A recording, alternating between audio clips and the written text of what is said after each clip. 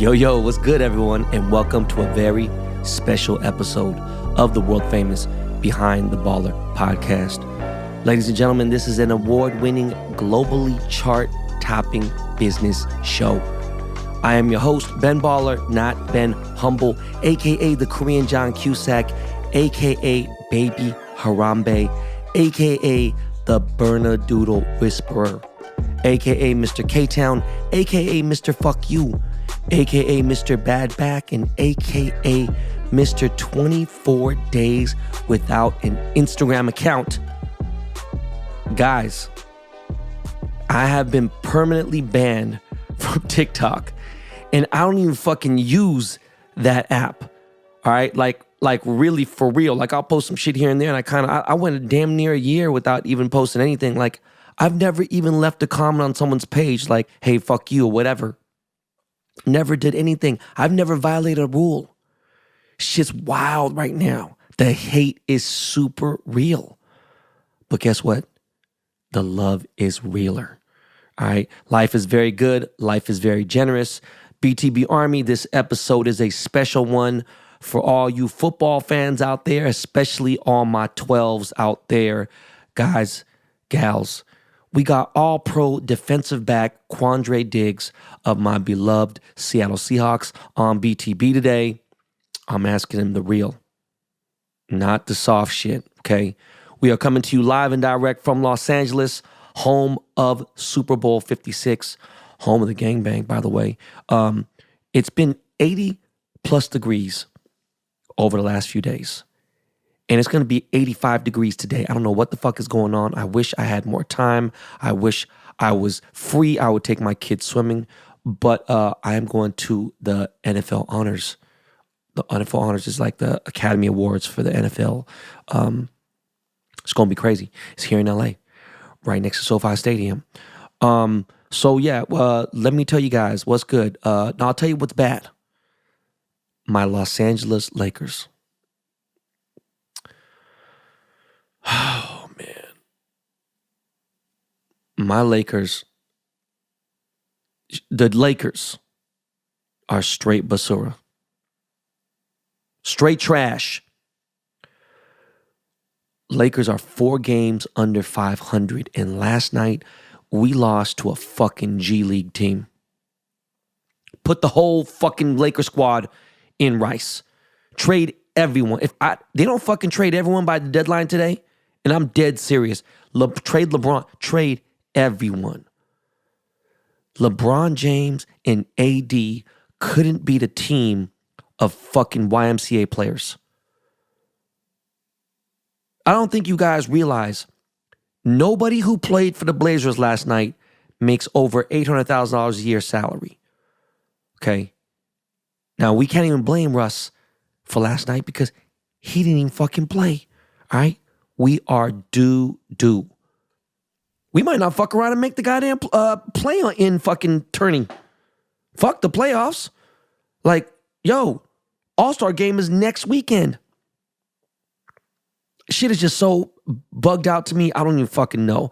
This month is so crazy to me. Look, the IG thing ain't bugging me. But the fact that there are things that there's some people that I do need to talk to, and there's other things that are just irritating me. Today is a big day for me, okay? And I'll get into that, after the interview. But what day is today? Oh, today is the 10th. Okay, in 2 weeks, it'll be me and my wife's 10-year wedding anniversary. 12 years together, 10 years married. That is a fucking milestone. I'm going to tell you right now, 10 years married in today's age, that's some shit. Especially with my life, it's fucking crazy. So it's a lot going on this month. I want this month to just kind of be over with. We're going to go somewhere really tropical, really nice. By the way, guys, I am not going to be able to bring my fucking podcast equipment. So, I'll probably give you guys an episode for that Thursday, but that Sunday, there's no damn way. My wife will never, just won't let it happen because I have been, you know what I'm saying? Like it just ain't gonna happen. But a lot of disappointments, again, life is good. I can't complain, but I will complain. I demand more out of life. And, there's just been disappointments that's been happening. The Lakers, I think about the Lakers, I think about the Seahawks. I'm like, what the fuck's going on? But before we get into this interview, I got to say one good thing. Cryptocurrency is up, right? I got some good news for my NFT fam. And we can try to close that out. But, I'm trying to get motherfuckers, chained up. And I spoke to some of the highest Ben Baller blockchain holders. Dudes invested like real bread, like Mercedes-Benz sedan bread into my project. And it's wild because there's so much that I can't even really discuss. But, we gonna make this shit happen. I got some dope ideas. I got some big shit coming. In fact, it's so crazy. My boy Gary V's here. Pomp is here. I don't know if I'll see him. A gang of parties out here right now. Yo, traffic is so fucking bad. That's another thing too. I was leaving my store yesterday, and I'm on La Cienega. And from La Cienega to Sunset, it should just take me, I don't know, 5 minutes realistically, And that's like, that's not that bad. Maybe 1.5 songs. This shit took me motherfucking 30 minutes. West Hollywood, everything is fucking crazy. There is not one single, even 2-star hotel that is available in LA right now. LA is full-blown fuckery. It is wild. I ran into Kanye a couple nights ago. I've ran into a bunch of people. And I'll get into that in a little bit as well. But one thing that I have to talk about right now, because I'm talking about things that have disappointed me, is I have praised Dave Chappelle. I have talked real good about this man. I've known Dave Chappelle for shit. I met Dave in 94. So my math ain't that great, even though, it used to be 28 years, right? Known this man through a meltdown, all that shit.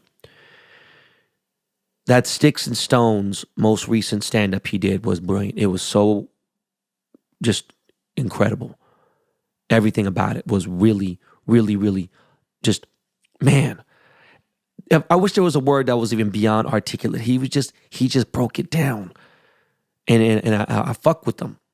Past the cancel culture, If he defends Joe Rogan, I don't think he had. But I'll lose it.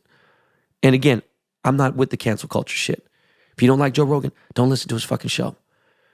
The problem with the whole everyone bitching about it is it's like 75% of the people that are the loudest about Joe Rogan, they don't even fucking have Spotify. They just want to bitch and moan for no reason. They want to complain for no reason.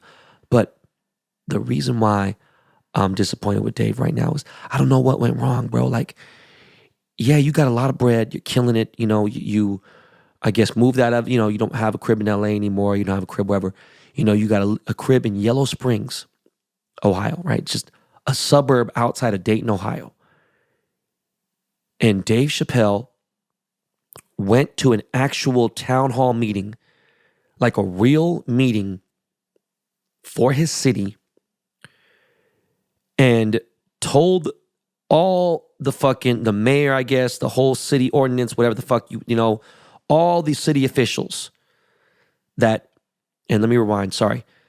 So the city of Yellow Springs, Ohio, the area he's from, or he lives in, sorry, was trying to build affordable housing. Opposite of fucking gentrification, just affordable housing for, the middle class workers out there, whatever. It's supposedly like a really nice area. It's like Thousand Oaks, California. I don't know if anybody who doesn't know, it's like Thousand Oaks is right outside where Will Smith lives. And, it's 45 minutes from LA. But it's not even it's Ventura County, but it's like a different, vibe out there. And they want to build affordable housing, not low income, but, affordable housing. And he went and said, yo, why are you guys playing with me? Like, why are you guys taking this lightly? You think like you're trying to pull my hoe card.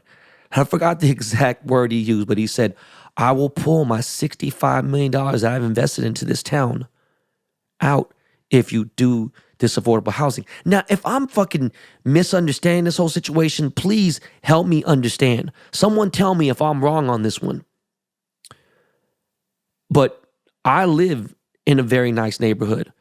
And if they're going to fucking build affordable housing somewhere near, man, fuck it. I don't think they could, but what I'm saying is, it's already an established area. It's not like it's some small suburb town. I live, in fucking Hollywood, it's like different.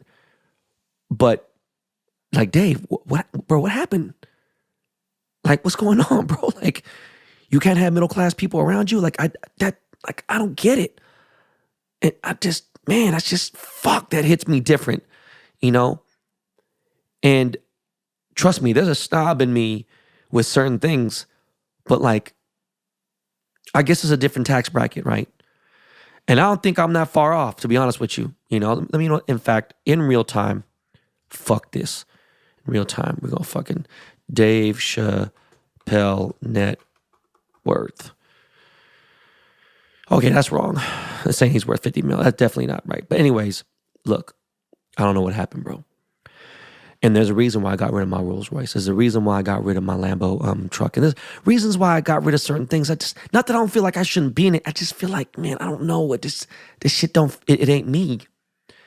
And I'm working on a JDM card right now. It's going to take a few months. And then at that point, I'm going to see, all right, am I really about this life or am I not? And I'm straying away from the subject, but what I'm getting at is my life is beyond good. There's really not much that I really want to do other than travel and hold down what I already got, And I know people be like, well, motherfuckers, you got hypercars. I'm like, I do. And I'm probably going to get rid of, one of them.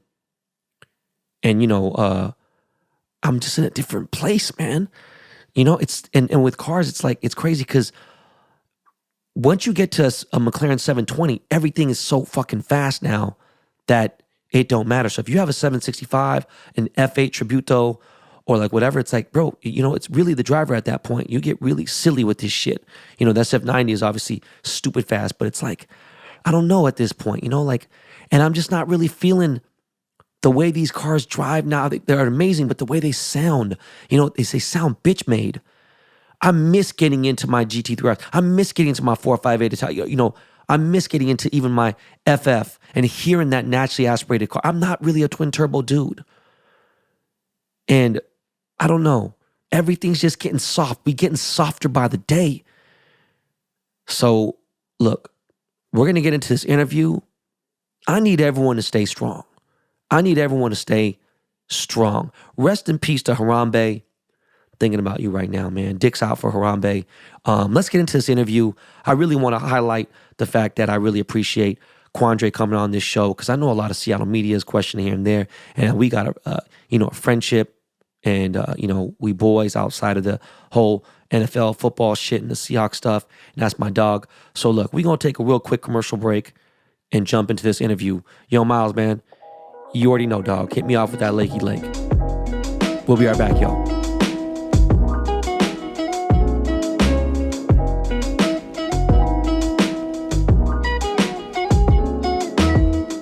Supercharge your knowledge, your sales, and your success.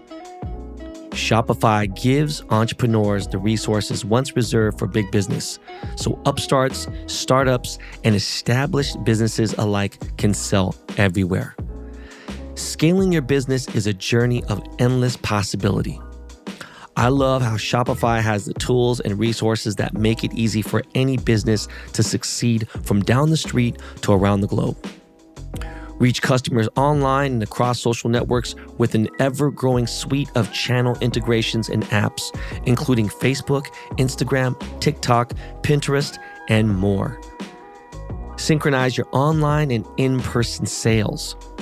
Gain insights as you grow with detailed reporting of conversion rates, profit margins, and beyond.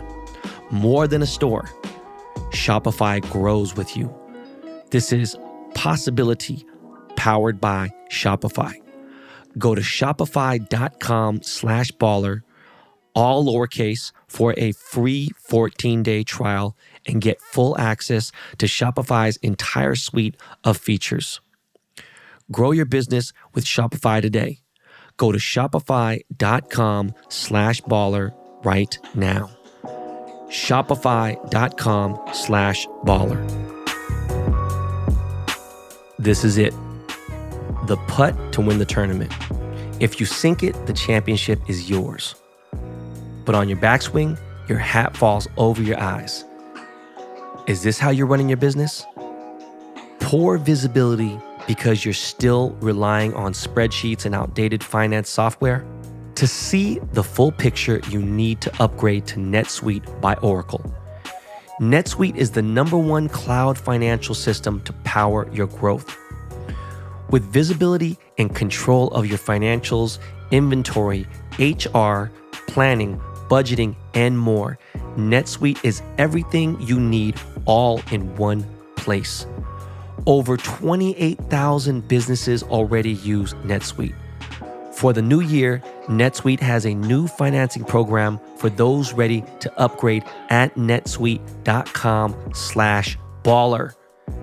Head to netsuite.com/baller for this special one-of-a-kind financing offer on the #1 financial system for growing businesses. netsuite.com/baller. Yo, what's good, BTB Army? Everyone listening, and of course, all my 12s out there. You are tuned into the world-famous, award-winning Behind the Baller podcast. This is the most unorthodox business, lifestyle, and culture podcast out there. But this is also the unofficial 12s podcast. No, I'm not a member of the Seattle or NFL media, but I am a diehard 12. And before the Super Bowl win, all right, y'all? So listen, we do get real deep in the 12s talk here on the show. And right now, we got my dude who's been on the show already. So not only is he a 2-time All-Pro Bowl first-team safety, he is a 2-time All-Pro Bowl Behind the Baller podcast guest. He is the top 3 safety in the entire NFL. He plays for my beloved Seattle Seahawks. He used to wear number 37, but now he rocks number 6 because he be picking 6. We got my dude, the infamous, the interception king, Quandre Diggs. What's good, Nino? What's good, my dog? Was that a good intro for you or what, man? Man, I see you hyping me up. I appreciate all the hype. You know that. Yeah, dog. It's good to have you back, man. A lot has changed. I was rocking with you even back, your first time coming on to the team. And I was like, yo, my dude I fuck with him. I played DB in college. So I just had I'm excited to get you back on, especially from what's been going on, in your career. But how are you feeling, bro? Like, how was the leg, dog? I mean, I'm getting better, bro, day by day. It's a constant for me. I'm an active person, bro. So like I'm always moving around and cleaning and I'm super OCD. So for me, it's hard for me to sit down. But I mean, this scooter I call it the Rolls Royce Cullinan. I got, I got my scooter going. So I mean, I'm getting around good. And I just did some rehab, a lot of strengthening work around like my glutes, quads, and stuff like that, just to make sure all those things will be good when I get back walking in a couple weeks. I mean, have you ever broke a bone before, like during, or had a major injury like this in your pro career? I never broke a bone. I never broke a bone. I fractured a bone actually a couple years ago in Detroit, but it was in my hand. So like I was able to cast that up and keep playing. But like I've never like broke a bone, and I heard this shit when it broke. I actually heard it when it happened. When I saw that, bro, you don't even want to know what I was ready to, dog, sitting at home too. Like I was like, man, bro. But I'm glad, you're going to make a full recovery. I'm hyped. How's the family? Everyone's good? I mean, the fam's good, bro. Everybody's good. I mean, we just were able to enjoy some time out in Vegas for the Pro Bowl. My little one started her first day of school today. So, everything's good. Me and my girlfriend's good. She's working. So, we all good this way, bro. Right. So Pro Bowl was cool. Vegas was all good? Yeah, Vegas was all good, bro. Fun times out there with the fam. I got to take them to practice and do some activities. And, we got to walk around. And my daughter was able to play with my brother's kids and just hang out for the week. It was cool just to have my mom, my dad, and, my aunt and stuff out there also. So it was a cool little experience. Yeah, I'm not gonna tell nobody. I heard you was hanging out with Alvin Kamara, bro. But it's all good, man. I'm just now I'm Watch playing out, with man. you. Watch out, man. AK my dog though, That's man. I my don't hey, think no, you no, do this. no cap. That's my dude. I told you, before the night you see me at my hotel. He popped up on me. I was like, bro, if you don't get away from me right now, dog, I'm not trying to talk to you, man. Like, But yo, Q, let's get right into it. Let's start the interview, dog. Let's get right into it, like for real, for real. Does it look like your free agent money is coming in from Seattle? And if it doesn't, what's your next move? I mean, at this point, it's kind of too early to tell. I know it's definitely interest from both parties. You know what I mean? Of course, we want to keep what we have going. You know what I mean? I think that's the main thing is like trying to see where they stand and where I stand. You know what I mean? At this point, we don't know. It's only February. You know what I mean? The Super Bowl isn't over yet. Free agency starts, in a month and a half. So we'll know something around then. You know what I mean? We both, I know it's, like I said, I know it's interest on both sides. I've talked to them a few times, just, checking on me to see how my body's feeling, see how I'm recovering the rehab process. And, John and Pete, they've been really good in this whole time, just checking on me and trying to see, where my mind is and kind of, do I want to be back? Like what could they do differently? So, it's been cool. It's been cool to get that attention. And, I got some great teammates in Seattle that I would love to continue being teammates with. So, if it works out the right way, it does. But at the end of the day, I got to be compensated fairly and to what I've earned. It's not too many guys can say, they're back-to-back Pro Bowl starters. Guys that have back-to-back 5 interception season. I'm the only person in the NFL with 3 interceptions in 5 years straight. You know what I mean? So I have an argument. To Nah, be bro, come on. one of the top paid safeties. So let's see how it goes. You act like you don't follow my social media. You don't see me cheerleading out there, but like, yo, I'm gonna punch someone in the mouth. They don't give you your money, Like, do you got players from other teams right now hitting you up like, yo, dog, come join us? Come on, man. You know that. You know that, bro. You know that. It's cats around the league, that want me to come out and join them and, be there and start our own thing together. You know what I mean? But Yeah. if it was up to me, bro, if it was up to me, honestly, if I could, re-up in Seattle and get that deal done, I think that would be a great decision. But like I said, at the end of the day, everything got to work out for both sides. And, sometimes it's hard for both sides to come to parties. And if we don't, I know I'll have other interests elsewhere. So, I'm not even going to sweat it, bro. Hey, dog, I'll say this, man. A couple months ago, I've been thinking about this all season, though. You know what I'm saying? As far as your paper, we, briefly talked about shit likely. I don't put business out there like that on the internet, And I'm a different man on the internet and what I am, a family man, husband, and dad at home. So, No question. A couple months ago, you told me, like, yo, bro, I got to get paid. But, dog, ideally, like, I want to stay here. And that meant a lot to me. I never said it, leaked it to the media, never said nothing like that, And that meant a lot to me because, dog, I do want you to stay here. You feel me? Right. So, look, man, last season, I think about all this shit. Like, what's crazy is the season before, right, 2020, a lot of games that we won were like coin toss. It could have went either way. You feel me? Like, and that's just how, sometimes it's just how it is with any team. But with like this time, I felt like, damn, we got the short end of the stick. Like the coin went the other way or whatever it may be. But at the overall consensus of how I feel about last season is nobody whooped us. Like, period. Okay, the Packers, they shut us out. Fine. 16 points, though. Like, the leading defense in the NFL averaged just over 17 points allowed. So it's like, we lost barely by a few points on several occasions. I'm asking you, what do you think the biggest problem was for the Hawks last season? Or was it like a combination of a lot of things? I would say, I think, from the previous seasons, from me being there, we always emphasize finishing. We always want to finish. We want to get to the fourth quarter, and we always finish stronger, and we do the little things better than anybody else in the world. So for us, I don't think we did that to the best of our abilities last year. And, I think we would get in these close games and, we'll get a penalty here or we'll get a penalty there. The offense might get a hold and we get pushed back 15 yards, or the defense might get an unnecessary penalty, a 15-yard penalty here, or, a hands to the face or something like that just would keep drives going and not giving our offense time to get back on the field and go make a play. And then when those guys get it, we would get holding calls, and we just didn't finish. And in the NFL, that's what it's all about. It's all about finishing. We used to always emphasize when I was in Detroit that you play your best football after Thanksgiving. And it's similar to what we emphasize in Seattle. We play our best football, to end it. But in the fourth quarter is where you really finish the game and finish those tough games. And that's what we kind of pride ourselves on. And we ain't do that.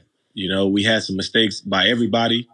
And, I think it was stuff that could be fixed every day. But we got to the end of the season. It was like, well, we can fix this. But it got too late in the season and we were already eliminated from the playoffs. I mean, you're talking about, look, let's get into this. I'm going to jump real quick. The flag throwing, bro, is going out of control, dog. It's getting to the point where I'm like, look, man, what's your opinion on the officiating right now in the NFL with like taunting, roughing the passer calls? When you got ejected that one game, I was ready to kill somebody, right? And like, they're trying to make football, bro, American football, less of a contact sport. It's getting ridiculous, bro. Like, do you think some of the rules need to change? I would say this. I think it's very inconsistent. I think the NFL is very inconsistent on their calls. And don't get me wrong, the refs have a tough job. Yeah, they do. But we got a tough job too. You know what I mean? Like, you trying to tell me, if I accidentally graze a guy in his helmet, not hit him completely in the head, but if I graze him in the helmet, I have a split-second decision where I'm aiming for his chest, he ducks, and I'm already made where I'm going to hit. I made my decision where I'm going to hit, and he ducked, and I barely grazed his helmet. You mean to tell me that I can get ejected or I get a 15-yard penalty when it was definitely incidental, and you know that? Yeah, I mean, science can't stop a body going up and changing what, like, someone go left, someone go right. What can you do? It's not a video game. It's not like, hey, you catch this ball, you stay up, I'm going to hit you right in the chest. He's going to defend himself just like I got to defend myself. You know what I mean? So for me, I think it's just hard to make those calls consistently. And I think sometimes with these officials, they also get in the bind where they get in trouble if they don't make a call when it happens on the field, because I've had a couple referees tell me, like, that's something that's been emphasized, so I had to call that when I didn't even hit the guy. You know what I mean? I didn't hit him. I stopped and all that. And I go to the ref and I'm like, what can I do? He's like, it's nothing you can do, bro. Like, that's just the way the rule's written.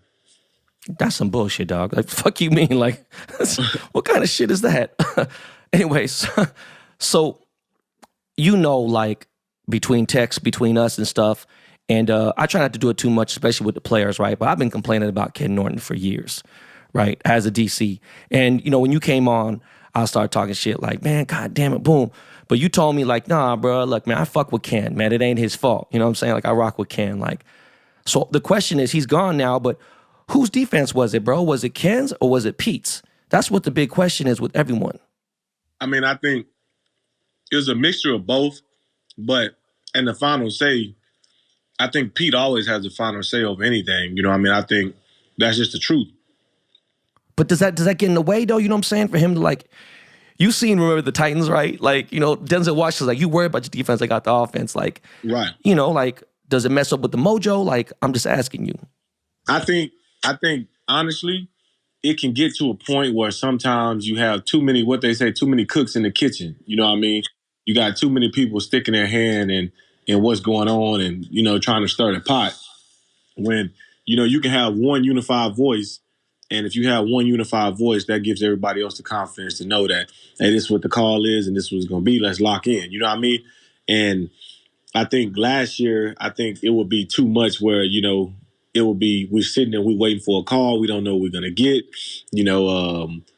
So it was just kind of those things. But I'll also say with Pete and Nort, they've given me and Bobby a lot of freedom to, if we see something on the field, we can call it. If teams go hurry up, we can call it. So I will say that they gave us that responsibility. But I also think, Pete's been running this cover 3 scheme for so long.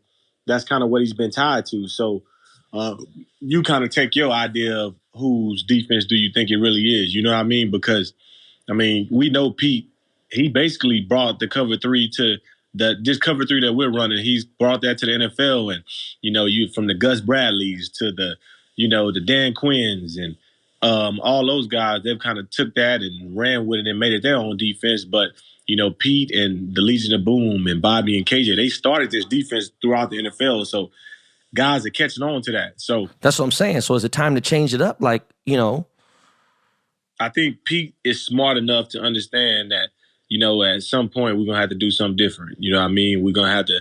We can still play our cover three, but we got to play more calls than just one. You know what I mean? And personnel aspect also. You know what I mean?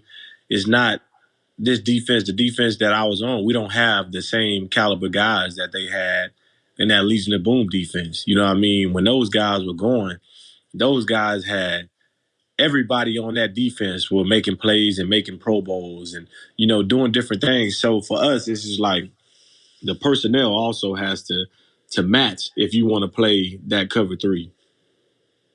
so I mean, then that goes to personnel, right? So like, what's your relationship like with Clint Hurt?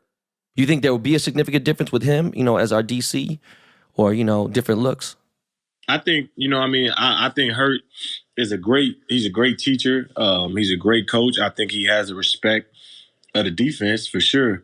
You know what I mean? And I'm eager to see who they continue to bring in as defensive back coaches and, you know, linebacker coaches and, you know, D-line coaches, you know, so you never know what kind of scheme they're going to get to, you know what I mean, until they bring in, you know, the DB coaches and the linebacker coach and different stuff, because once you see what trees these guys come from, you can kind of get an understanding of what type of defense you're going to be running. You know what I mean? If he was to go get somebody, you know, that came from a cover two scheme, you would think that we're going to play a lot of Tampa 2. You know what I mean? Yeah. So for me, it's just kind of understanding and waiting until they bring in who's the assistant coaches. So you can't really make that conclusion until, you know, you figure out who these defensive coaches will be. But, you know, I think Hurts is a great teacher, and I think the D-line and you know, everybody kind of respects him and understands, you know, what he's about. All right, man. I look forward to seeing a little bit of change, bro. You know, whether, you know, just some adjustments. What do you think, you know, you being a player, you being in the locker room, you've seen it, you know, firsthand. What are we lacking most right now on the team? Like, what is it on the defense? Is it like, what are we lacking right now? You know, I can speak specifically on defense just because that's my side of the ball. You know what I mean? I don't try to dip in too much on the offense. You feel me? Like, No, for sure. let the offense do their thing. That's them. You know what I mean? Defense, we do our thing. And I would say on defense, you know, I mean, I don't think we were very good at creating turnovers last year like we have been in the past. You know what I mean? I think we emphasize turnovers so much and then we don't go get it done. And those are big swings in the game. You know what I mean? When we can take the ball from the other team and give it to our offense, give them a chance to go score points. I think that was, you know, one of the main problems we had on defense last year was not getting out the field and not creating turnovers. You know what I mean? And you don't have to create turnovers just by getting interceptions. You know what I mean? You can strip the ball. Yeah. You can punch the ball. You can get strip sacks. You know, you get forced fumbles and all that type of stuff. So I think it's just a mixture of not creating enough turnovers. You know what I mean? The front and coverage not working together. You know what I mean? When the front is having a great rush, we're not in the spot as a DBs to have enough tight coverage for the front to get the sacks. When we do have tight coverage, sometimes the front isn't correlating with the back end. You know what I mean? So I think we just all need to be on the same page. And I think when Dunlap got going last year, it was a lot easier for the DBs, but we also playing a lot more stickier in coverage, so it was giving them time to get there. You know what I mean? Yeah. And I think we need to let our rushers rush and let our pass guys kind of handle the pass. You know what I mean? And yeah, me and Jamal, we got a part in the run game and the pass game, but we got to let our best pass rushers rush, bro. And we got to let, you know, the back end handle that, and the linebackers, they got run pass responsibilities. And everybody has a tough job. You know what I mean? Like, it's no easy way out. You know what I mean? It's not that, oh, this guy has a bind right here, I can't really give him that responsibility or give him a minus on that because he had a tough down right here. You know what I mean? It's just got to be accountability. And I think we were lacking a little bit in accountability last year. Okay, so you guys gel together, get on the same page. Next season, you're back, you get your free agent money. I'm asking you, bro, do you feel that your squad, as is, your defensive squad, you think that defense is a postseason NFL defensive team? I mean, we got to be better than we was last year, bro. Like, it can't be too much worse than we was last year. So, I mean, dog, you know, I never witnessed nothing like it, you know, but going to special teams, bro. Dixon's my dog and everything, and he had a great season. And I know that's your Texas boy, but Jason Myers, he's my boy too, right? Like we chat, talk about golf, certain things. But during the season, I'm just like wondering like where my dude's mind is, right? Like he went on a streak. He had like the longest field goal streak, 50 plus field goals. I forgot if it was 53, 57, whatever it was, like without a missed field goal. And then like, bruh, like he went to missing shit, cost us some, technically kind of cost us some L's. I'm just curious what your thoughts are. Have you talked to him? Like what do you think happened?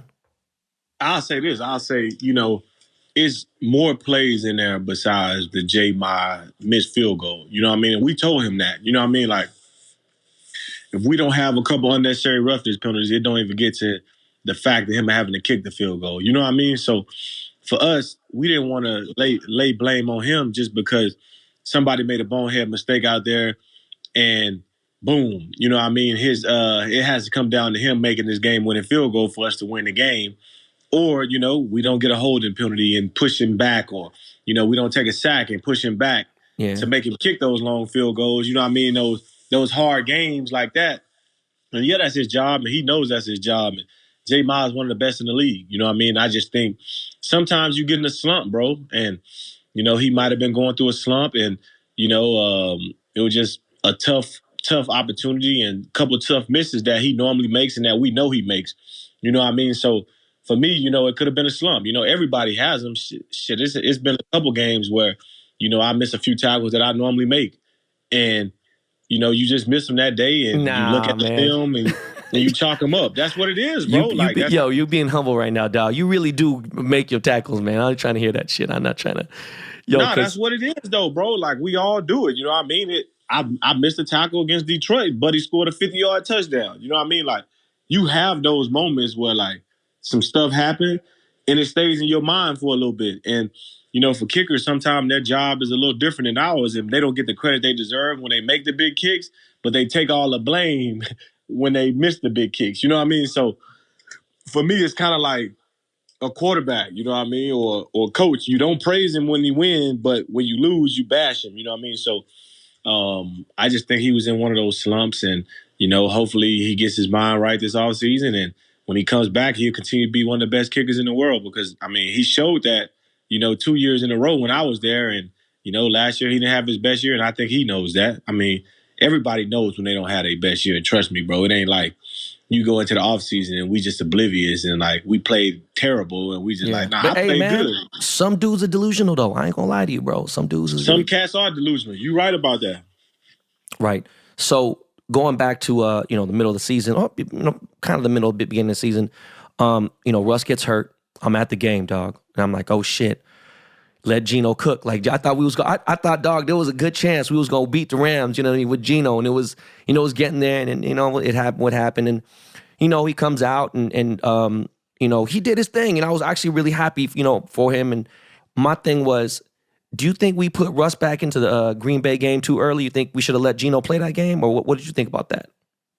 I think for me, only Russ and the team doctors and Pete and those people knew where Three's finger was at that point. You know what I mean? As players, we just trying to farm our land. You know what I mean? So, right. Shit, I'm trying to make sure I ain't gonna freeze when I get to Green Bay. You know what I mean? Like, that's, you know what I mean? That's what I'm thinking. I'm like, bro, I don't know if he ready, but Three told me he was ready to go. I gotta trust in him. You know what I mean? Like, that's just how I am. You know what I mean? I trust in him because, heck, we we always talk about finishing. He's won so many of those games for us that, like, I can't do nothing but take his word. You feel me? For sure. That's all I can do. So only him, his doctors, and Pete and John, those guys can really answer those questions. And, I think as a leader, he wants to be out there for his teammates. You know what I mean? So you can't fault a guy for wanting to go out there and lead his team and be the captain that he is.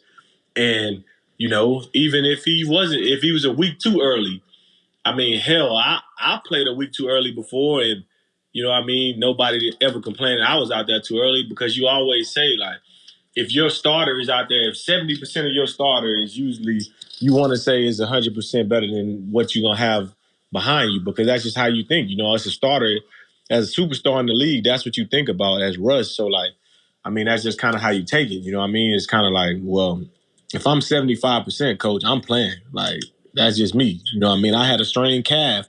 I strained my calf in warm-ups against the 49ers.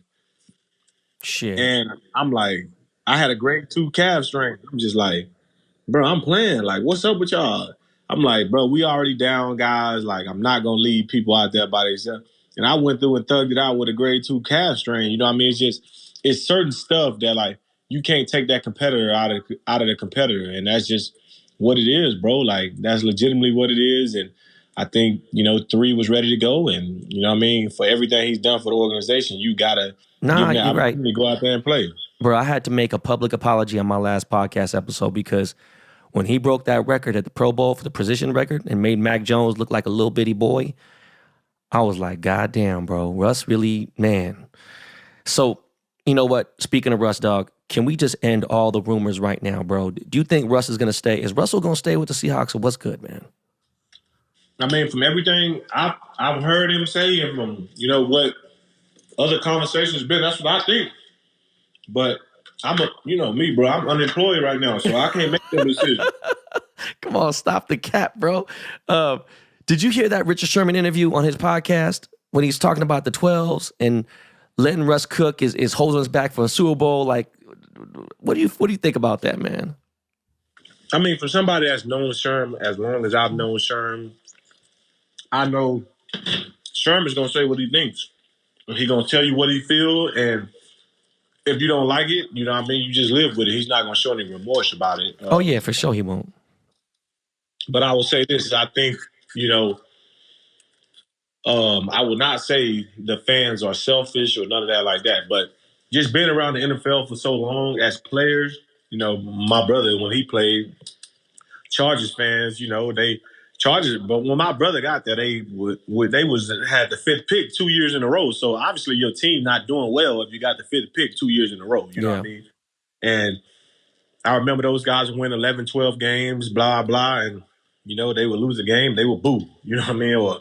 Or they would get mad if they won 10 games instead of 12 games. You know what I mean? So I think sometimes fans do get spoiled. You know what I mean? I think they do get spoiled with winning, and they're supposed to be spoiled with winning. You know what I mean? Like, who wants to lose? Nobody want to lose. But you also got to think, you know what I mean? Winning in the NFL is hard, bro. So sometimes you might have a down year. You know what I mean? And you have a down year, it's for you to come back, build up, and make that down year, make it just one of those bumps in the road. You know what I mean? Where these guys have won, the Seahawks have won 10, went to the playoffs or like won 10 games or whatever, or had a winning record for 10 straight years or something like that since Pete and Russ. Yeah, you know what I mean? A decade, bro. And Bobby. You know what I mean? So for me, I think that fans can get spoiled in that aspect. Like, this is what I'm accustomed. I'm accustomed to this. You know what I mean? I'm not accustomed to losing. I don't deserve this. You know what I mean? But you think the players don't deserve to lose? Like, we don't want to go out there and lose either. You know what I mean? So nah, not at all.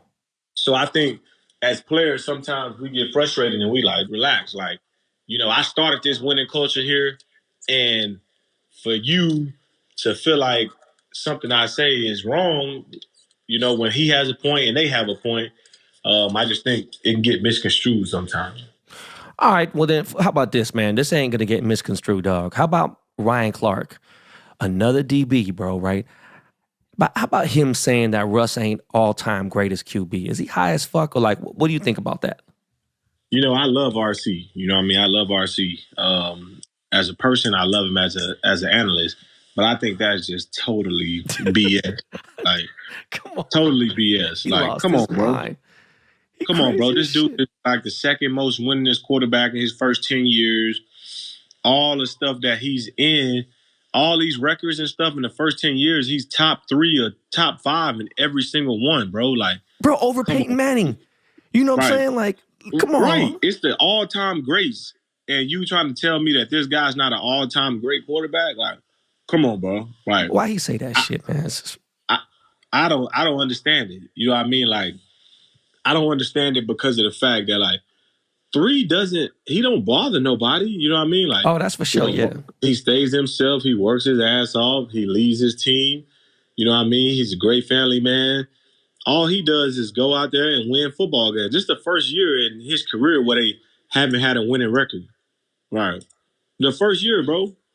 And you mean to tell me that he's not an all-time great when his numbers stack up? You know what I mean? Like, with the numbers thing, that's what pissed me off sometimes is like, people be like, numbers aren't everything. But like, what are you grading then if numbers ain't everything? Like, because my coaches grade me after the game, and if I get a 50, I didn't fail. Yeah. But that's a number. You know what I mean? Like, that's a number, bro. If I got 50%, I probably ain't gonna be playing as this for whatever team next year. You know what I mean? Like, if I go out there, bro, and I get 0 tackles, 0 TFLs, 0 interceptions, 0 sacks, or you know what I mean, just put up some BS numbers, I ain't gonna be playing. You made your point, bro. You ain't gotta say. I just think RC. I fuck with him too. I fuck with it. You know, he's funny here and there. It goes back and forth with Stephen A. But that was just not even a hot take. That shit was terrible. Yeah. Continuing on QBs, man. Who was the toughest quarterback to read so far in your career? Like, who's the one to be like, God damn, this motherfucker be giving me trouble? But easily Aaron Rodgers. Easily. Yeah.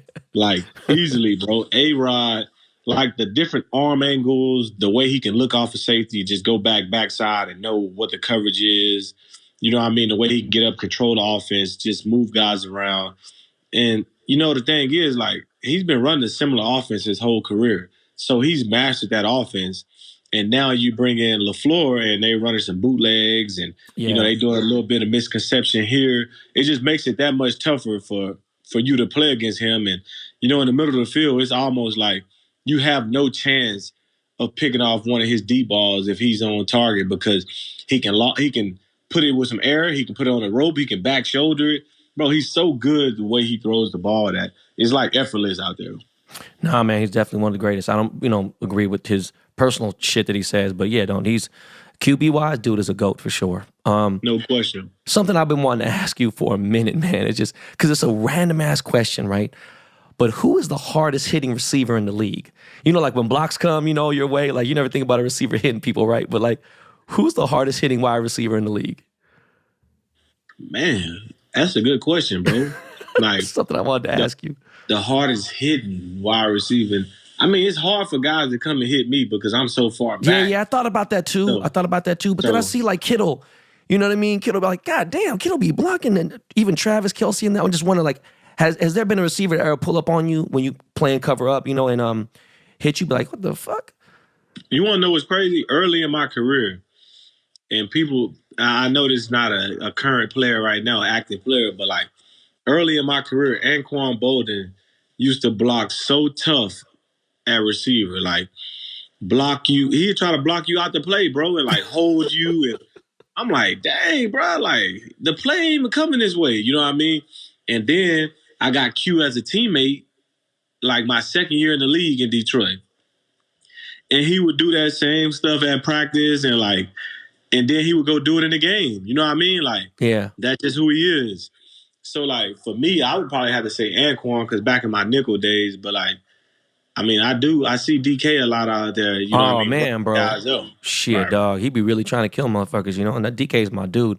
I just say, like, there was an era in football where a wide receiver wasn't trying to touch nobody. They just want to be on some pretty shit. And I was like, damn, I'm seeing now. I'm like, even Stephon Diggs is like a small dude. It's like trying to do his blocks here and there. He may not be, he's successful in everything else, but I'm just saying, I've seen some dudes lay the hat, pause on the offensive level, offensive side.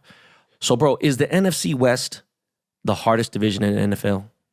No question. Yeah. I mean, no question about it. I mean, we just had two teams from the NFC West. We had two teams in the NFC West and NFC Championship, right? We had three teams in the playoffs. You know what I mean? And we got to play them twice a year. Like, yeah, it's, no doubt it's the hardest division in football. You know what I mean? Like, nobody else can claim what we can claim. And, I mean, at one point, we could have had four teams in the playoffs, bro. Like, if you think about it, we got close. It got real close. We could have did what we did, and we might have had four teams in there. Like, I could easily say we probably, if we win games and not trick it off, it could have been all four of us in there over some of those other teams that made it. Yeah. All right, man. Now to pivot into something a little more serious, right? So How do you feel about the lack of diversity with black coaches in the NFL? I think it's complete BS, honestly. Like, I think it's not going to change, bro, until we can have black ownership. And for 31 billionaire white owners to be okay letting their teams go to black ownership, I mean, that's unlikely too. So for me, I don't think you can make all the rules you want. You know what I mean? The Rooney rules and all that. You can make all those rules, but if the owners don't abide by that and they don't care, like, there's no need of making those rules. You know what I mean? Like, look at the situation I had in Detroit, bro. Jim Caldwell won the most games. He has the best, like, winning percentage in Lions history since 1950 or something like that, bro. And took Detroit to the playoffs 2 out of 4 years, and they haven't had been in the playoffs in a while. And you mean to tell me that you fire this guy after he go either 11-5 or 12-4 his first year? Then we went 7-9. We went 9-7, went to the playoffs. Then backdoored and went 9-7 again. Realistically, we should have went to the playoffs that year. The NFL cheated us against the Falcons and didn't count Golden Tate's touchdown and end up running the clock off, bro, and we didn't get a chance to go score. Oh, yeah, I remember that game. Yeah, so, like, you can't tell me this man didn't deserve another year after you just gave him a little fluky extension. You know what I mean? They gave him, like, an extension during the year to kind of take the pressure off of him, but it wasn't really a real extension. You know what I mean? So these teams are always find a way to get away or get rid of a black coach or, you know, don't give him as long as the leash as you give a white coach. Nah, it's no cap. You know, I was listening to Swagoo, and he's a friend of mine, right, Mark Spears. He said some real shit. He was like, look, these white coaches out here, they're allowed to fuck up, and they get that second chance. But a black coach fuck up, and they just don't get the second chance. And it's true as hell. It's fucked up. It's crazy as hell. I know that they said the Denver Broncos, right, are possibly going up for sale. I mean, I would love for Jay-Z and Oprah and whoever the fuck it is to try to buy that team. Goddamn. Right. I mean, that would be a great opportunity. But will owners pass that? Or will the trust pick the blacks? You know what I mean? Oh, the trust who's over the team, will they pick the black ownership or will they pick somebody that they're comfortable with? That's all a good question that you got to ask yourself. Yeah, well, I had to ask what you felt like, man, because Brian Flores, bro, he was like, fuck this. First day of Black History Month, he's going in. I was like, God damn. Yeah. You know what I mean? Flo risked his career for the future coaches in the league. You know what I mean? Yeah. And, I mean, I hope he gets another job, but you know how it is when you go against the NFL, bro. Like, you go against the NFL, I mean, they're going to have a problem with that, and, you know, they'll try to make you pay for it. I think he's going to win some money, but honestly, dog, I don't think they're going to let him coach again, bro. Like, they on some, you know, some fuck shit. And I have an NFL endorsement, so it's like, I mean, I'm going to say what I got to say, though, dog. This is what it is, man. What has been your best moment so far as a Seahawk? Like, is there something that stands out? Like, just that, damn, I love being, this is just amazing. I mean, I think I have, you know, 2 moments. I mean, my first moment definitely would be getting traded to Seattle. You know what I mean? Just the culture and, you know you got to live up to, what you got to uphold, a standard that you got to uphold. You know what I mean? Like, I come and I wore the same uniform. I sit in the same meeting rooms as Earl Thomas, Cam Chancellor, Richard Sherman. You know what I mean? Those guys, like, when I got traded, it was like, damn, I got to step my game up a level. Like, bro, them boys going to be watching. Because you always watch your former team and who plays what you play. You always do that. You know, I catch myself watching Lions game and it's like, who they got back? Who they got at nickel? Who they got at safety? Like, they better than me. They nice like me. Like, you know what I mean? Like, because that's just what it is. You know what I mean? So, you know, I would always know Sherman, Earl, and, you know, Cam was watching those games. And I think that was one of the best moments for me, was just getting traded and walking to the building. It was like a breath of fresh air coming over there. And then I think my second moment would probably be my first playoff win, bro, against Philly. That was my first time playing in the playoffs because my second year in Detroit, I was hurt. So I didn't get to play. I had tore my pec. And then that Philly game, and Pete gave me a shout out after the game and was like, you know what I mean? Like, how about Q Diggs, first playoff game, and get a win in his first playoff game? And, like, that's some stuff, like, you never forget. You know what I mean? Like, yeah, that's stuff you never forget. And, you know, for Pete to even acknowledge that after the game, You know what I mean? I think that was dope because he was one of the ones that brought me to Seattle, and that's what I always tell him, like, how appreciative I am of him doing that, him and John. Let me tell you something. You just mentioned that game, right? I don't know if you know, but I didn't really post that much that game, dog. Look, I was at the game in Philly. That was my first time at an Eagles game. And I heard the fans are crazy here and there. Hey, bro, I'm no cap. Anywhere in California, we just going to have to catch the fade. Bro, I contemplated putting my jersey away. That's how bad it was getting, dog. It was getting, because, you see my mouth, bro. You know what I mean? And I'm an old man now, bro. So it's like, I'm like, damn, I'm about to fight all these Italians. Like, God damn, this shit is crazy. Like, what the fuck? Like, there was talks, oh, yeah, we ready for you. And they were screaming from like 17 rows back, other shit here and there. And I was like, oh, shit. I told my cousin, I was like, hey, bro, we might not get out this motherfucker. Like, this is, it was crazy, man. Yeah, you gotta. Hey, them Philly fans, bro. Oh man, come on. One thing I say about them, they passionate, and I think for sure, like they have one of the like fan bases that like they either love you or they hate you. Bro, they threw shit at Santa Claus. Come on, man. Like, you crazy? Yeah, like, bro. I could only imagine how those guys would have been throwing drinks at me after I did the Fly Eagles Fly deal when I got that pick against Carson Wentz. Bro, do you understand? I was in the stands going absolutely crazy, bro. I was trying to chill because I was like, yo. Anyways, man. So all things well, everything's going the way that we wanted to, the way you wanted to, most importantly, right? What's the first thing that you're going to do with that check when the Hawks pay you what you deserve? Honestly, bro, I don't even know. You know what I mean? I don't know because honestly, like, I've already made a good amount of money in the league. You know what I mean? I made all of my money from my second contract. So, you know what I mean? Like, everything that I want, I can buy that shit now. You know what I mean? So, like, it ain't like I'm going to be like, man, I'm fiending for this money. Like, I need this shit to I'm just saying, is life. it something that you want? Is it something that's been on your radar? Is it a boat? You know what I'm saying? Is it maybe a Cullinan? I don't know. I'm just asking you, like. Well, I was thinking about getting a Cullinan. You know what I mean? I was thinking about getting a Cullinan. I'm still thinking about getting it right now. I might hold off.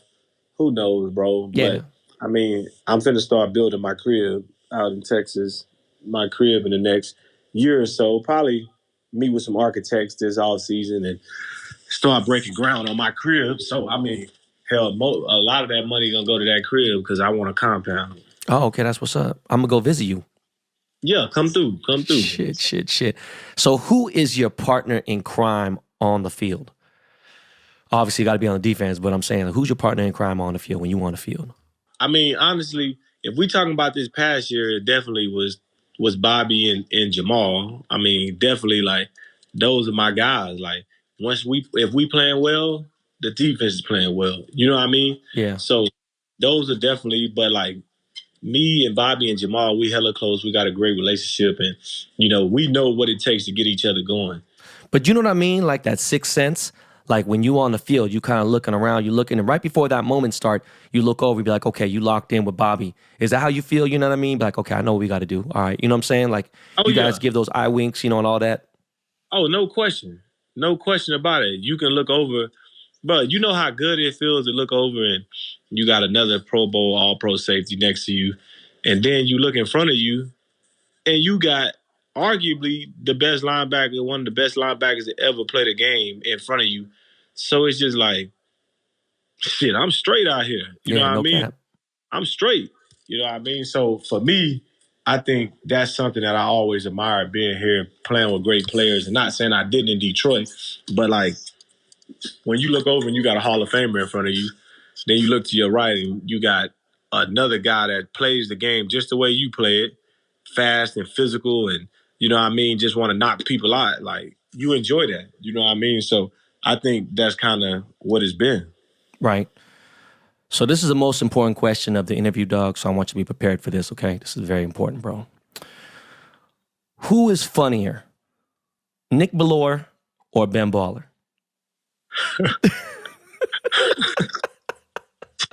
Bro, what's up with you, bro?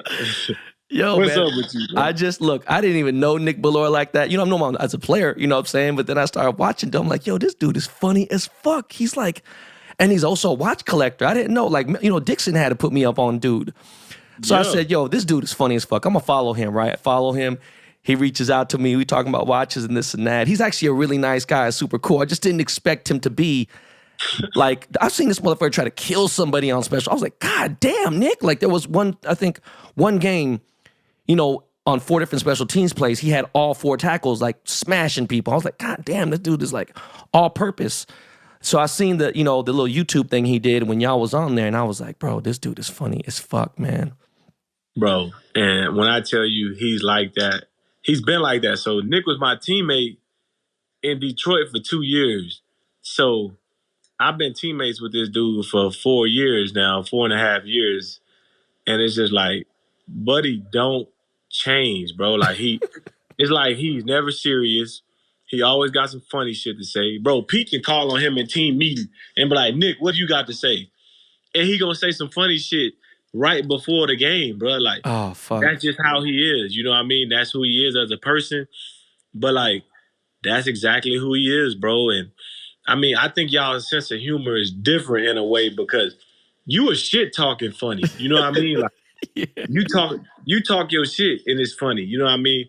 But Laura, on the other hand, where like he just say like smart ass comments, or like he always got a comeback for something you say, or he always like, it's just like a intentionally funny, but he's being unintentional about it. It's just him. You know what I mean?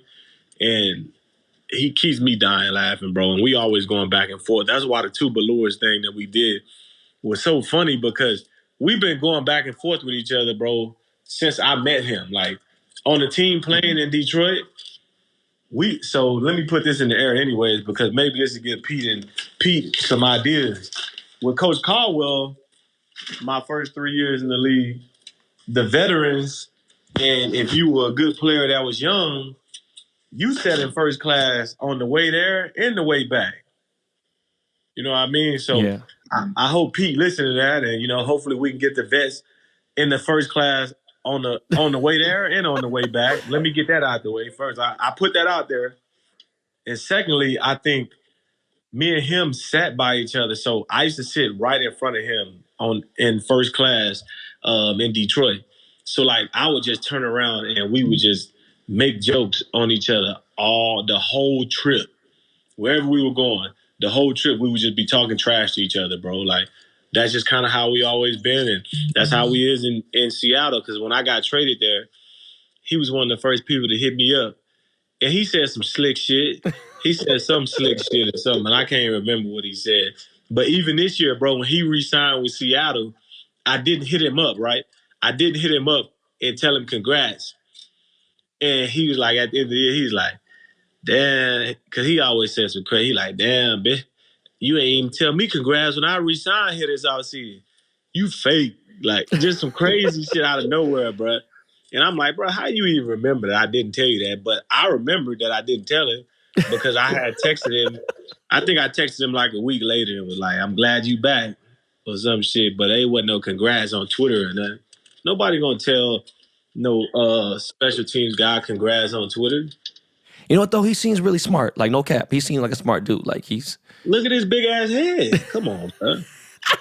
I'm going to send this to Nick, man. But you know what's funny? When you talking about first class, remember when you came to my hotel?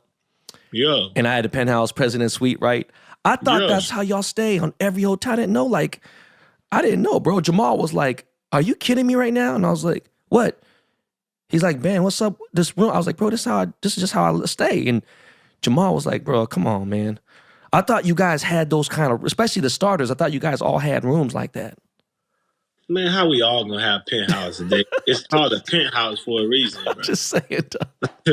but the crazy thing is hell no, we get in them regular rooms with the king bed.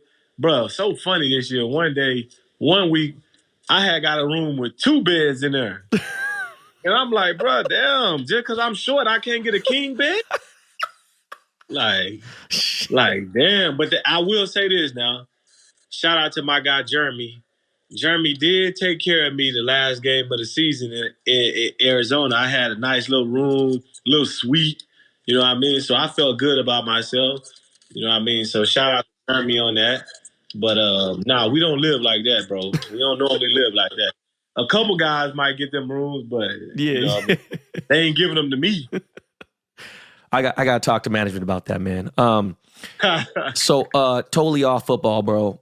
Me and you kind of met like for the love of sneakers, right? Like we both love sneakers, you know.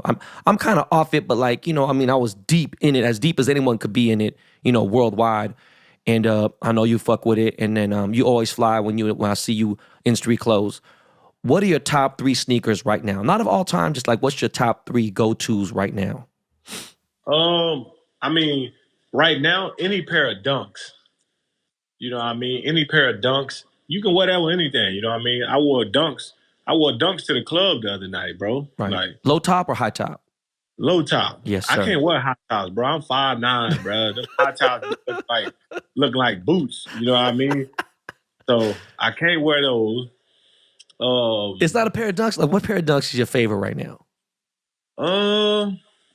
Well, if you want to classify them, because I was gonna give you my second pair, but definitely the and I might get bashed for this, but I mean he's a Houston guy, so I mean I gotta, you know, what I mean that's my guy.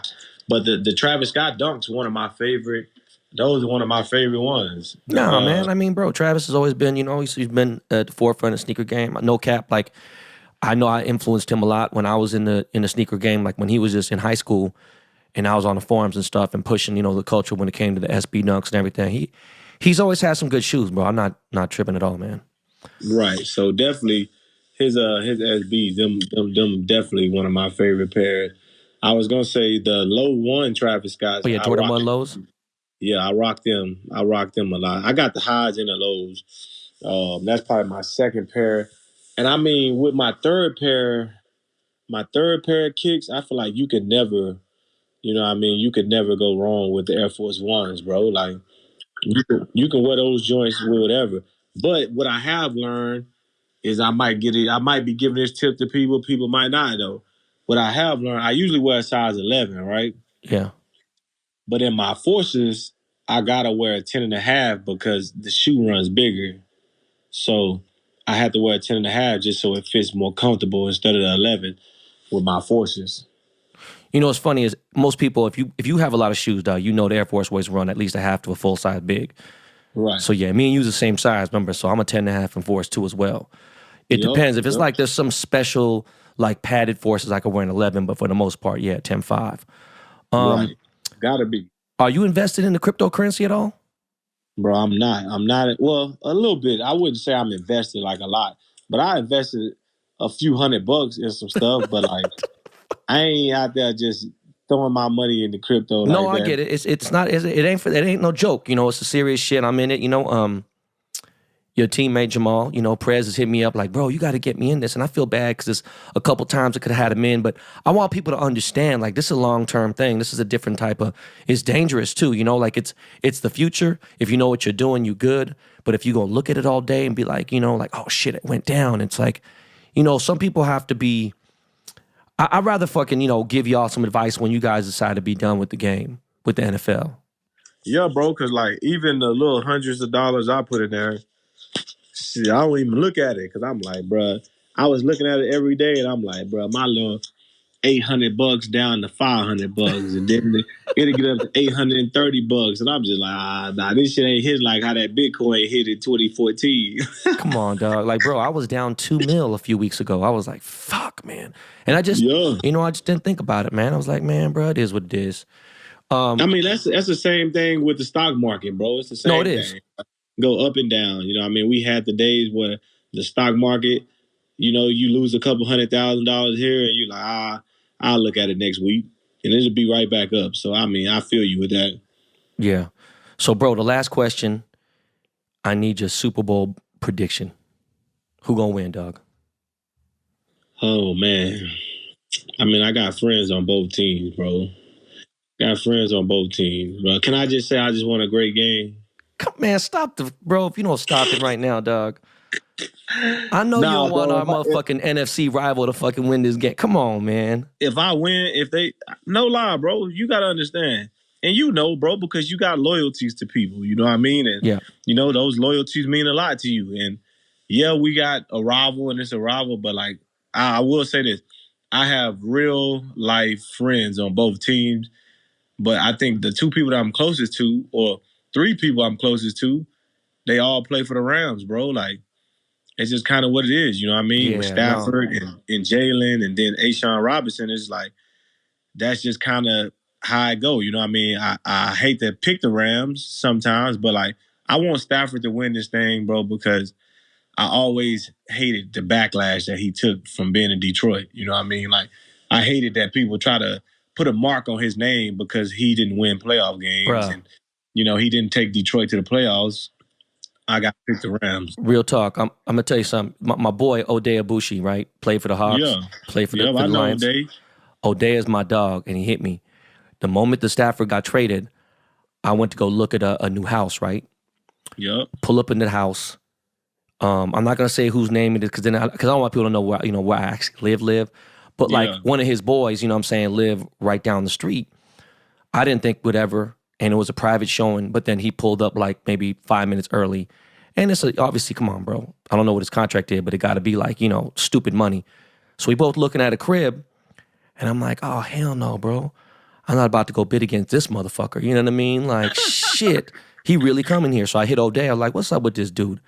And O'Day was really classy. He's like, hey, bro, I've seen Russ. I played, I guarded him, and I played it. Listen, Stafford is not getting he's getting a raw deal, bro. This dude is really one of the most incredible quarterbacks I've ever seen. Watch him turn up. And he did. He really did, and that was cool, you know what I'm saying, to see it flourish. And obviously, I don't give a fuck if y'all was teammates or not. I love seeing you pick him off. That was the best. Right. But I get it. I feel like I want the Bengals to win, bro. I like Joe Burrow. I just, the underdog. I don't know, but at the same time, I just feel like it's too, LA's playing in LA. It's kind of like, I don't know, man. Hey, bro, you can't take off your green tinted glasses. That's just kind of what it is. You can't take off your Seahawks green tinted glasses. And Yeah. for me, I can separate rivalry versus friendship. That's just me. You know what I mean? Like, and Nah, I I know get you it. do. I I get know it. you could do that in the business world. I know you do. You know I what I do. mean? I do. But I just think for me, I think it'll be a dope story for him, his wife, his kids. You know what I mean? Like all the struggles that they went through with Kelly. Her situation that she had with her health problems and staff being there. Bro, it's crazy, bro. Quick story. Staff, when Kelly was sick and, not doing well, staff would still come to OTAs, bro. He would be up helping Kelly, doing his deal with Kelly, helping her, doing as much as he can with the kids. And boom, be up at the building at OTAs at like 9 a.m., stand after. You know what I mean? Like, the dude's that's just who he is, you know what I mean? And that's why I respect him so much because as much as he is a superstar quarterback, bro, he's a freaking superstar person too. So Okay, so he's solid. He's solid. he's super solid, bro. And I told this story before, but like when he got traded, you guys seen the tweet. Like I tweeted, like I guess I got to pick staff off. You know what I mean? And he FaceTimed me while I was at dinner. You know what I mean? When he got traded, him and Sean McVay. And I'm just like, they talking trash, and I'm like, blah, blah. But it was just mutual respect because McVay's a great person too, and he has a lot of respect for me. And with staff, it's the same thing, bro. I talked to him last night. Yesterday was his birthday, and I hit him. I'm just like, 40 gonna be here tomorrow. You know what I mean? Like, that's just a relationship we have, though, bro. Nah, but I like hearing good stories about QBs being good people. Like, because, dog, I remember back in the day, I met John Elway. He's a dick. Always been a fucking asshole. Fuck him. I don't give a fuck about what nobody say. And I don't give a fuck what that dude got. But I'm rich. Fuck you, white. Like, you know what I'm saying? You a punk-ass white boy. I'm fucking with you. But, like, Baker Mayfield, he rubbed me the wrong way and just all the shit. I knew OBJ was like, I know OB. Like, we homies. And like you said, I got a lot of clients as NFL players. You think, like, dog, do you know how fucked up this is? 40% of my fan base are 49ers fans, and that's our biggest rival. Like, we have this crazy rivalry for the last 9 years. I got to deal with that shit because it started from Richard Sherman and all that. So, like, I got to get it cracking. I got a crib in San Francisco. You know what I mean? Like, I got to deal with these motherfuckers. I'm banned from Levi Stadium, fam. Like, come on, Right. But actually, you know what? Now that we talking about the Super Bowl, sorry, man, I had to extend this real quick. You got Sean McVay's 36, bro. Okay, this motherfucker 13 years younger than me. And you got old boy from Cincy. He like 35, right? Or 30. Right. Bruh, is Pete too old to be coaching right now, dog? Pete Carroll, am I just tripping? You know what? I don't think so, bro. I think honestly, Pete is like Pete, what, 70, 60 something? Dog, 70? he's 71 or something, bro. He old, Bro, dog. Pete's 70, bro. But like the energy that he brings and like the vibes that he brings, you would think he was like 40 something, bro. Like real talk. Like when I first got traded to Seattle, I didn't realize Pete was 69 or 68. You know what I mean? I thought he was younger, bro. He's running up and down the field, doing cardio and stuff like that, and just the way he moves, you know what I mean? Like you can't tell that he's 71. And like I think he's just as fresh as those other guys. And, you know what I mean? I think for sure, you know what I mean? He knows that at some point you got to change and you can't be with the old times. So I think he's coming along to that. So for him, I mean, he's smart enough to understand that, you know what I mean, you do got to change with the times. And I think he's done that. And I think he's a player's coach. And I think he's changing with the times just like everybody else. You know, I think when we on defense this year, we ran a lot more cover 6 and cover 4 and cover 2, just like the rest of the teams in the NFL. You know what I mean? So, I mean, it's not like he's not cool with changing. He can change, bro. And I think What I mean is like, does he have forgetful? Like, does he forget things like Joe Biden? You know, being old. Like, does he fall asleep in practice? Does he seem like he's out of breath when he's running on the field, or does he seem sharp still? Bro, what's wrong with you, bro? Who says he falling asleep at practice, bro? I'm playing with you, bro. Come on, you see Joe Biden be falling asleep, man. Punk ass Joe Biden, man. God damn. Bro, Pete is like, I don't know how he has the energy he has every day, honestly, bro. Like, I go to work sometime and I'm like, bro, I'm tired of shit. And then you see Pete get up there and he's just full of life, full of energy, the same guy every day. You know what I mean? Like, you looking like, bro, I got to pick my shit up, bro. This old man out here got more energy than me. Like, when I don't practice, bro, when sometimes I don't practice and I see him running, I'm just like, hell no, I can't let the old man outdo me today. Well, shit, man, Nino, I really, really, really appreciate it, man. I feel like that was one of the most thorough athlete interviews I've ever had. Obviously, I'm biased because, you know what I'm saying, how I feel about you as a friend, how I feel about you as a Seahawk. And, you know, I just want to say thank you so much again for giving all the insight and just coming on the pod again. And you already know we're going to go crazy on this. You know, shit dropped. This is Super Bowl week, bro. So I just want to say thank you again. I wish you a speedy recovery, and let's go 12s, bro. Yes, sir. Appreciate you always, my dog, and appreciate you always supporting, you know what I mean, and being there from the jump when I got traded to Seattle. So for me, I mean, it's a blessing to be able to be on the podcast twice. And, you know what I mean, it's dope for me to be able to call you a friend and be able to just text you and have normal conversations. So I'm always appreciative. And, you know, to the 12s, I always love those people, man. I'm always appreciative for them supporting me. And, you know, heck, hopefully I'm back. We can put that 6 back on. I go get 6 picks next year. Let's do it. Let's do it. Yo, Miles, man, throw on some music real quick and let's go to a commercial break.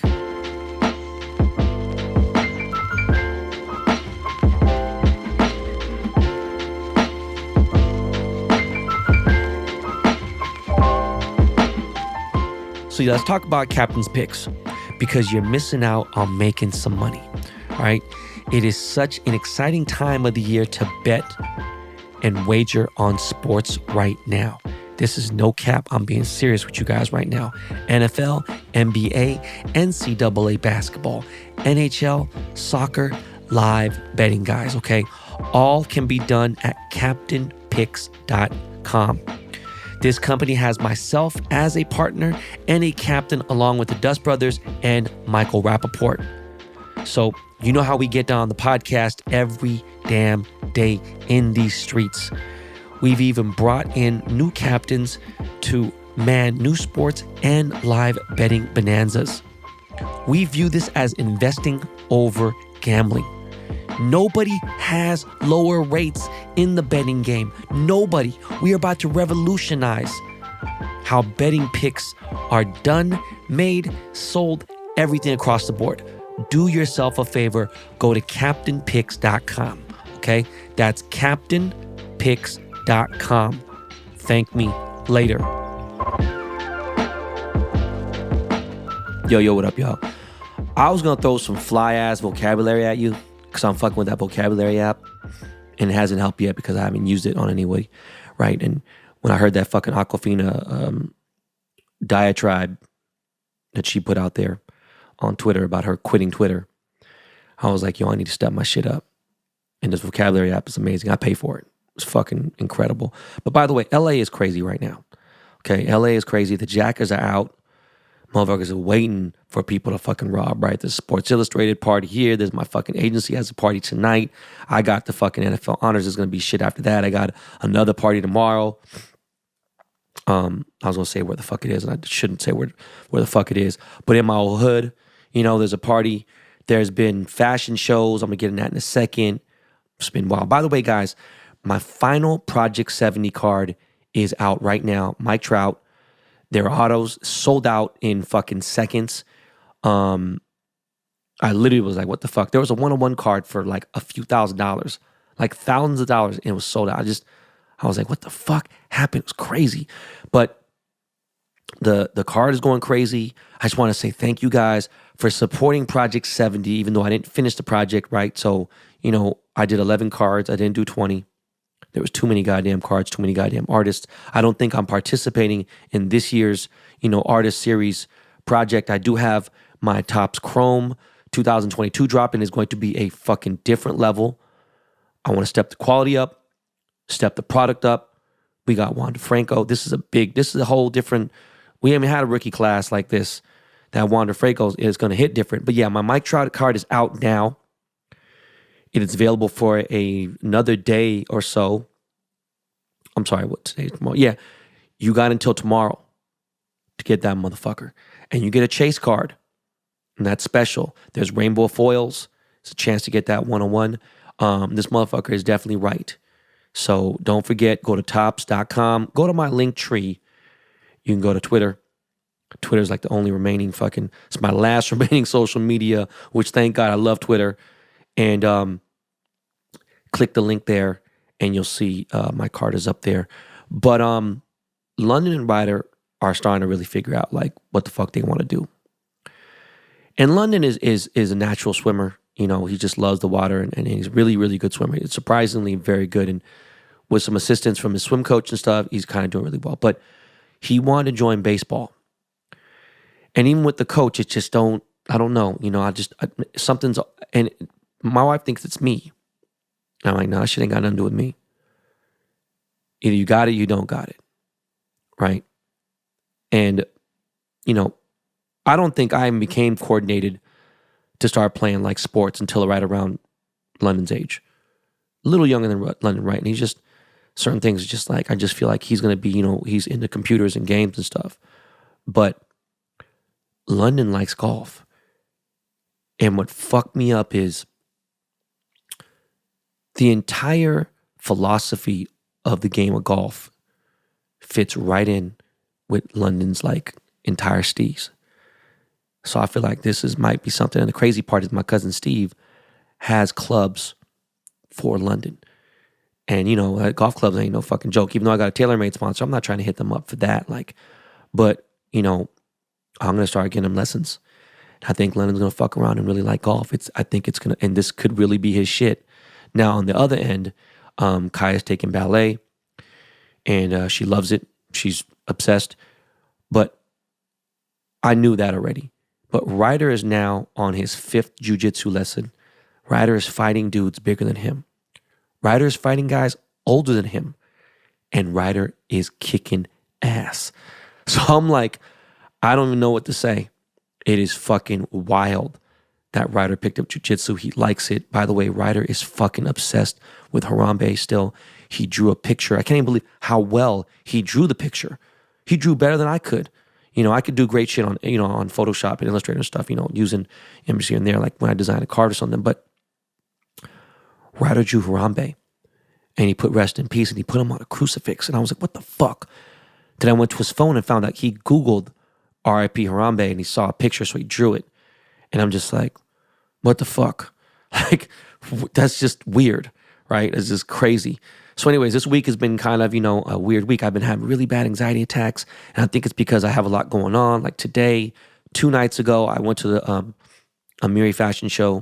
Congratulations to my boy Mike Amiri. He's like honorary Korean, Korean Persian.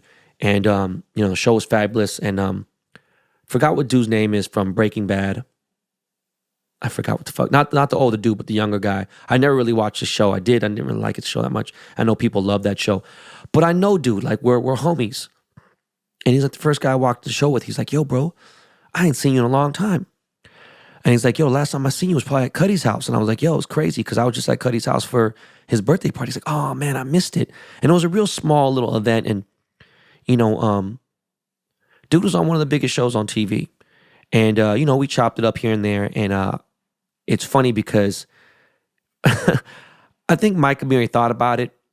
And this ain't about a contest or nothing. It's not even close. I'm gonna be real with you. I love Rude. You know, there was a movement. It could have been something bigger than it is. And I just feel like, you know, a lot of people jump ship.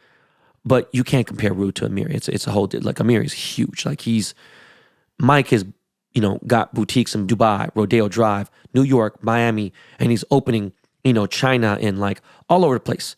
He's crushing it beyond belief. You know, he's really got the whole business model down and everything. And, you know, this was filmed. This was on live stream, the whole nine. All the fashion people were there. A lot of celebrities again, too. And Mike sat me front row. And what's funny is I didn't expect it. I know Mike got a lot of shit on his mind. I had missed maybe 3 or 4 shows. I felt bad. I pulled up. It felt good to be outside. It felt good to be outside. It felt good to, like, you know, I didn't wear a mask. I was like, I got the fucking antibodies. I could have got sick from some other shit. You know, fuck all that. You know, it's been warm outside. It's like, it was dope. I got to hang out with a bunch of my homies, people I haven't seen in a while, people I felt like I was friends with. One of the artists from Project 70 and Project 2020, Joshua Veeds, I thought me and him been friends forever. I thought we've been known each other forever because he worked for my boy Aaron Levant, who is, you know, the president CEO of Network. But come to find out, actually never met dude before until last night. Salehi Bembury, you know, he's the hottest designer right now. He's got the sickest Crocs in the world. Dude said he met me a few times. I didn't know that, you know. Saw my man Pete Wentz last night from Fallout Boy. We sat and chopped it up and he was cracking me up. He's like being so humble. It just kind of fucks me up because this guy's a fucking huge rock star, right? Sway Lee was up in there, you know. Look, I fuck with Ray Shremmerd. I don't know about y'all, but that was like, I really do fuck with them dudes. Who else, man? I seen Lil Meech from BMF and he acted the way I expected it. You know, it's not even worth talking about. My man Lethal Shooter was in the house last night. My boy Evan Ross was in the house. So weird that Evan Ross and Pete were right across from each other. Evan Ross is Diana Ross's son. He is married now to Ashley Simpson, and Ashley Simpson is Pete Wentz's ex-wife. So it's just kind of crazy. But they're both in great places, so it's awesome. There's a bunch of people I'm sure I'm forgetting, but the show was great, phenomenal. By the way, sorry, sitting next to Bobby Hundreds and Ben Hundreds, that was cool. There was a bunch of people that I'm sure I'm forgetting to talk about. My boy George, who is a super smart dude, and I just underestimated how fucking amazing a person this guy George is. He's, you know, part owner in Fear of God, part owner in Rude. He's just a good dude. Oh, I met Gunna at the end of the Amiri show. And I'm there talking to the owner of Upscale Hype. Dude, I didn't know the dude, the owner of Upscale Hype, was who he was. Black dude, always dressed to the fucking T, fly as fuck, fat, like for real fashion. And then you got the dudes that like, I'm like, bro, this is why I hate LA. Like I see a dude with like ultra skinny jeans, the Chelsea boots, and just like the one tattoo that's just like, yo, bro, come on, dog. Like, really, man? Like, just the whole swag is just left. Get the gun in a second. It's funny. I saw Alexis Pfeiffer last night. Alexis is Kanye's ex fiance. That was his first like major girl. They were together for fucking 7 years at least, maybe even 8. He wrote 808 and Heartbreaks about her. We chopped it up. Me and Alexis go back 30 fucking years, and I cannot believe it. Like, I'm sorry. Hold on. Wait a second. Is Alexis that fucking old? Hold on. 18 plus. Holy shit. Oh, man, am I? Hold on. I must be fucked up. Hold on. Hold the fuck up. 2022. What? There's no way. There's no fucking way. Alexis Pfeiffer is at least 45 or 46. She is drop dead gorgeous. Looks like she's fucking 30 years old. Anyways, caught up with her. Shout out to Christopher Kites, up and coming jeweler, straight out of Southside Chicago. Who am I forgetting? Anyways, going back to Gunna, I chopped it up with Gunna and we cracked up. Like, I know Freddie Gibbs probably like, fuck you, Ben. And I don't think Freddie mad, but I expected Gunna to be a different type dude. He had no entourage. There was a security guard somewhere, 100%. But he had his homie with him, and we was just chopping it up, talking about Daniel Arsham, how my boy Daniel Arsham did a cover to his album. I was talking about how I fuck with the album. He was talking about the jewelry. He was like, yo, your jewelry is definitely fire. The college joint was crazy. And it was just, we were chopping about a bunch of things, and he invited me over to, he's got this, in fact, you know what? Thank fucking God, I just caught myself. But he's got a photo shoot tomorrow that he wants me to pull up at. And shit, I don't know. I end up having a really bad anxiety attack before the Amiri show. And I was like, man, I don't really know. I don't know why. Didn't feel like being out, whatever, boom. I'm so fucking glad I ended up fucking going out. But yeah, it was weird. I just, I don't know. But yeah, I'm glad I did. And, today I have a big event. I got the NFL honors. I made the Fan of the Year chain for the NFL, which is sponsored by Captain Morgan, of course. And me and Victor Cruz are going to be hosting I don't know, it's the fake over. So it's like, I think we're taking over either the NFL and the Captain Morgan page, or just Captain Morgan page on Instagram. And, we're going to be going through whatever. But I'm not just going to the NFL honors just to go and see like a bunch of NFL players. I'm going there for a reason. It's dope that I made this chain. I actually don't know who won Fan of the Year. I don't know what team it was, but Issa Rae, who I respect, she's a great fucking actress, and she's been killing it with the show. She's gonna be presenting the NFL Fan of the Year award, and I don't know if she's mentioning my name. And I pray to God she is. I think it brings more value to the chain, right? To be like, yo, Ben Ball did the chain, and this is what it is. But when you see this chain, you guys, and the budget that I had wasn't anything crazy. When I say anything crazy, it wasn't in the six-figure range. It is a chunky-ass fucking chain. It's a big chain. And I'm proud of it, especially with the budget I have. I went out there and said, fuck this. I showed out, and I'm real hyped. I'm excited to do the NFL honors. I'm excited to do the red carpet, be there for a reason. And by the way, I had lunch yesterday with a new employee at Excel Sports Management, my agency, and she's Korean and was born and raised in Korea. She is my new handler. She's my liaison. She's fucking amazing. So, I got to give a big shout out to Alina at Excel Sports Management. She's like really insanely like helpful. Like beyond a crutch, she really is incredible. And it's crazy I don't pay her. It's like nuts that my agency has that. But I'm really excited about the NFL honors today. And then I have the NFL brunch tomorrow. And then I have an NFL drive on Saturday. And I'm not going to the Super Bowl. I refuse to.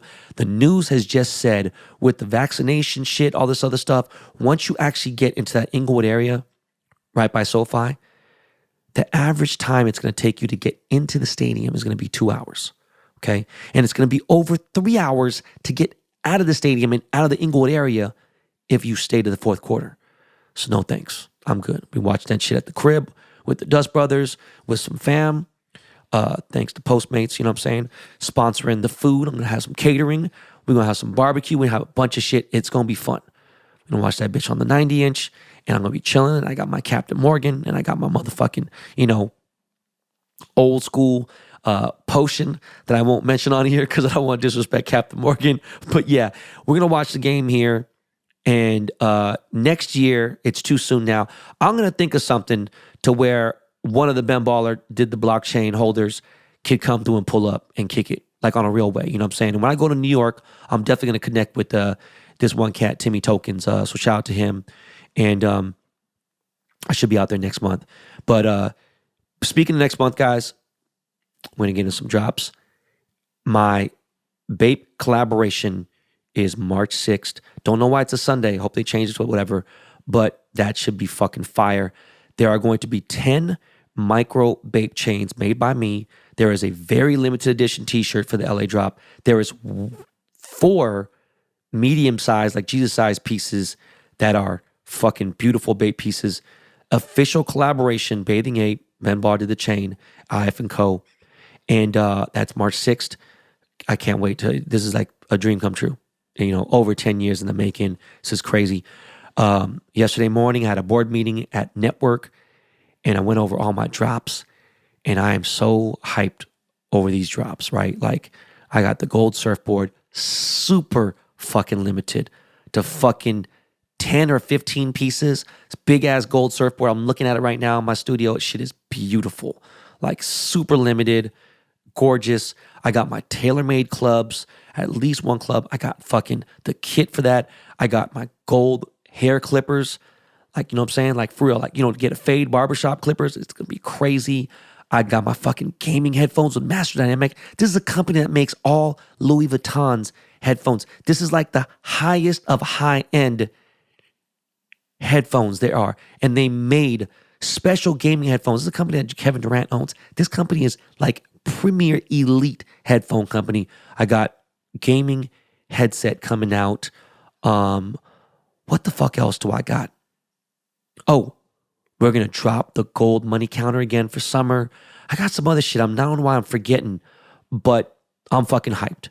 It's going to be a great year, and with Instagram or not, I'm going to make it a fucking great year.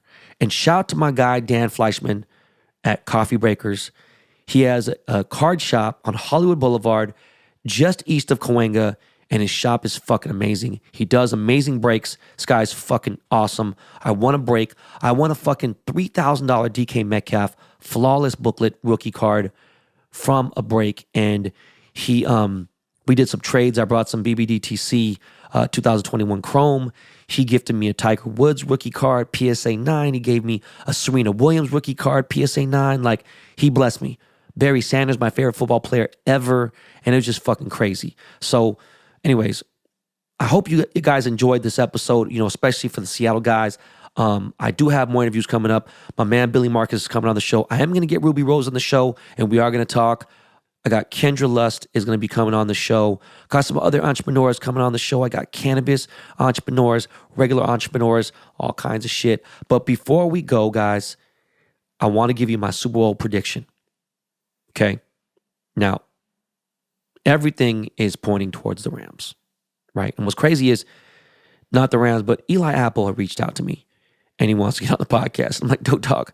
Shouldn't you be worried about the motherfucking game and practice and the Super Bowl you're playing this weekend? Like, can't believe you're talking about a podcast. It's crazy. But I think that the Rams are probably going to win this game. I think this game is one of these teams is going to score 30 points, right? At least. But as silly as this sounds, I'm going to bet random prop bets here and there. I'm going to check them out. Make sure you go to mybookie.ag and check out the prop bets on there. I'm definitely going to put some prop bets up. And I got a lot of money to play with, with MyBookie. And I am going to put money, not just on the money line and not just on the spread. I'm going to parlay shit, but I'm putting my money on the Bengals. And not just because of Harambe, but that solidified it. And it's crazy because I fuck with Joe Burrow. He fucks with my little bro, Kid Cudi. He calls Kid Cudi like one of his fucking idols. And Cudi is now into football. And Cudi ain't fuck with football really at all. So this is kind of a crazy thing. I was supposed to be going to Cleveland with Cudi next week for the All-Star game.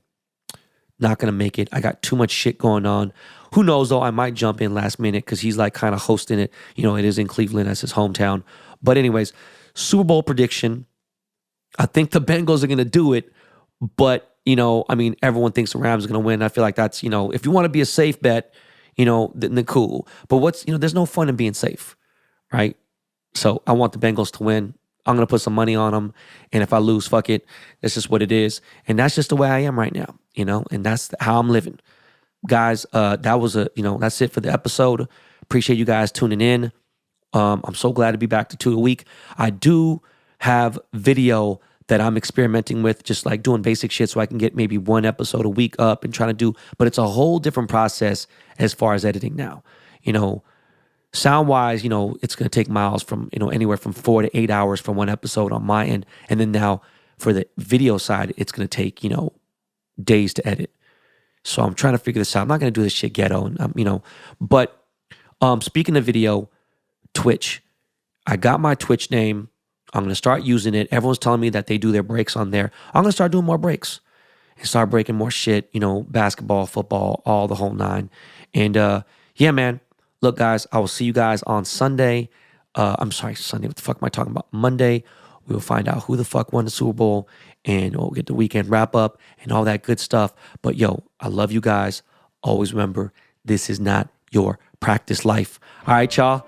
Another episode out. We are almost at 250. BTB Army, I cannot tell you how grateful, how appreciative I am of you guys making this show number one in 17 countries now. It was at 19, and we didn't drop, but now we're in the top 10 in 10 more countries. So we spread out more, and it fluctuates, right? But BTB Army, you guys are something special.